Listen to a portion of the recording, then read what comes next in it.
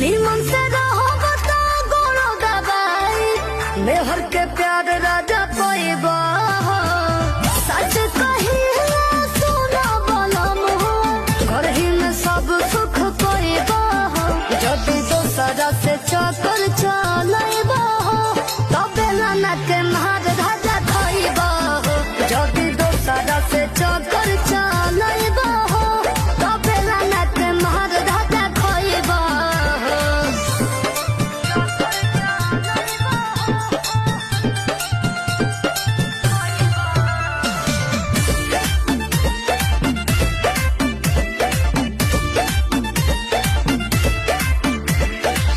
मानिला बतिया मोरी हो नमखिया काठों के भार ना राजा सबतिया बुझल।